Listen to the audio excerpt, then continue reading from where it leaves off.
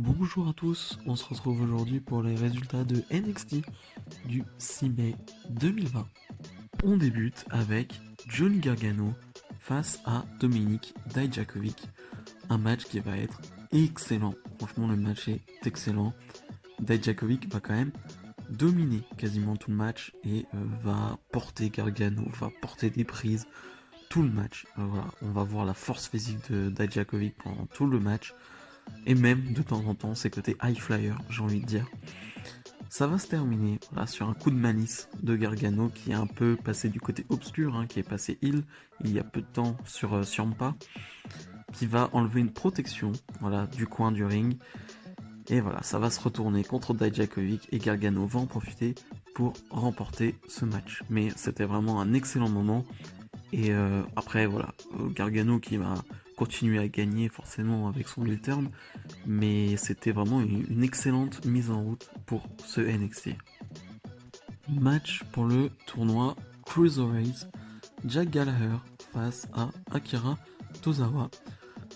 J'aime bien les matchs du tournoi Cruiserweight, même si là pour le coup j'avais pas de hype parce que les deux ne m'intéressent pas énormément. Akira Tozawa et Jack Gallagher sont talentueux, mais je m'en fiche un peu.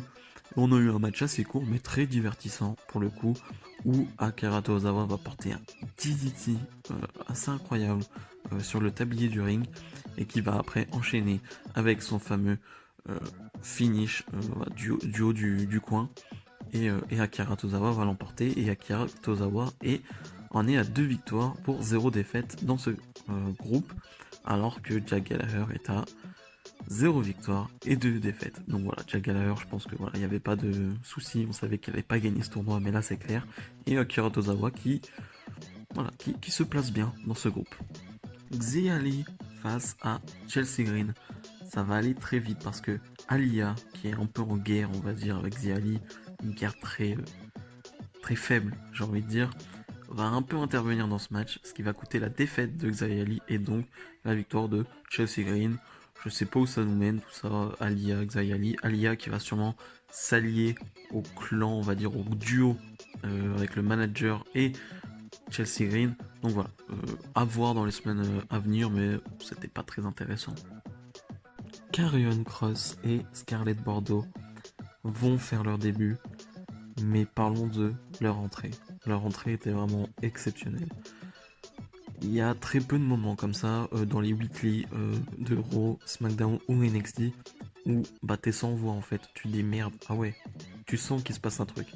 Et là pour le coup avec cette entrée, j'ai eu des frissons et j'ai vraiment senti un vrai truc.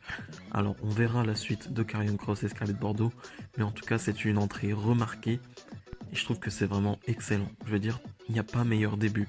Alors après il va y avoir un match contre un jobber voilà, qui va remporter très rapidement, mais rien que l'entrée, tu fais ok, c'est du lourd, c'est du très lourd et on va le prendre au sérieux.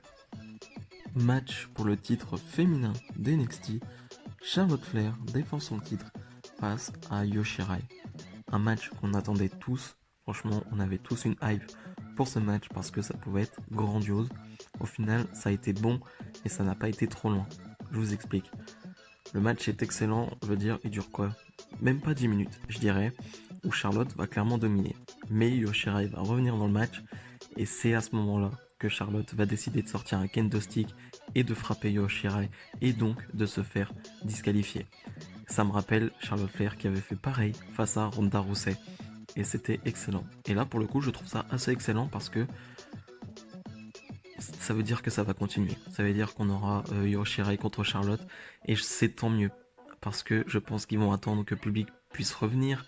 Voilà, peut-être un plus grand événement pour nous ressortir ce match et je trouve que c'est une bonne décision.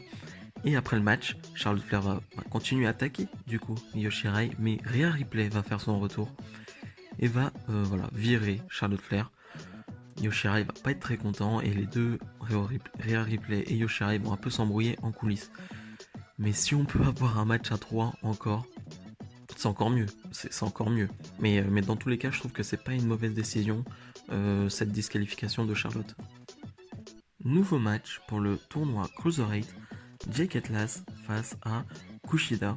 Jake Atlas que je ne connaissais absolument pas avant ce tournoi et qui m'impressionne, je le trouve excellent. Franchement, c'est du très haut niveau, je trouve. Et donc on va avoir un match de 5-6 minutes, je dirais, très très fun, très très fluide, très rapide, avec un finish exceptionnel encore de Kushida qui va porter sa prise de soumission out of nowhere, j'ai envie de dire encore une fois. Et Kushida qui va l'emporter en faisant abandonner Jake Atlas. Et Kushida qui est donc à 2 victoires, 0 défaites. Kushida qui est l'un de mes favoris dans ce tournoi. Et voilà, je pense qu'il va aller loin, peut-être une finale, je ne sais pas. Mais en tout cas, il est très bien parti. Promo de Finn Balor, qui va un peu nous parler de celui qui l'a attaqué. Voilà, on ne sait pas trop, on ne connaît pas trop. Il va nous dire que attaquer le big guy, le gars le plus fort, on va dire, de la compagnie de NXT, en tout cas, voilà, ça te donne un grand push, mais voilà, des lumières, de la musique, de la fumée. Mais ensuite, la cloche sonne et on se retrouve avec le Prince. Et il n'y a aucun endroit où se cacher. Il dit aussi Finn Balor qu'il est quelqu'un de patient, mais plus on le pousse dans ses retranchements, moins ce sera un push, mais ce sera plutôt un squash. Donc c'est assez vague, on sait pas trop où ça veut aller, on va dire, mais Finn Balor en tout cas est de retour. Et ça c'est la bonne nouvelle. On va voir qui l'a attaqué, comment ça s'est passé, mais en tout cas Finn Balor est là et c'est très bien.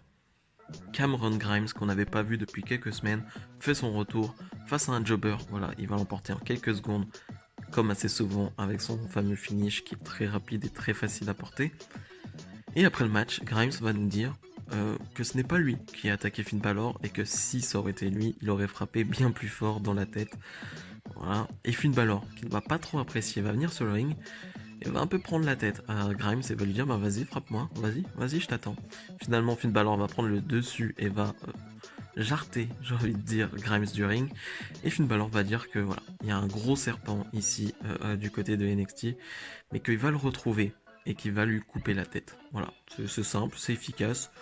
Et voilà, c'est propre. Au moins, on sait où il veut en venir. Le main event, match pour le titre NXT, Adam Cole défend face à Velveteen Dream.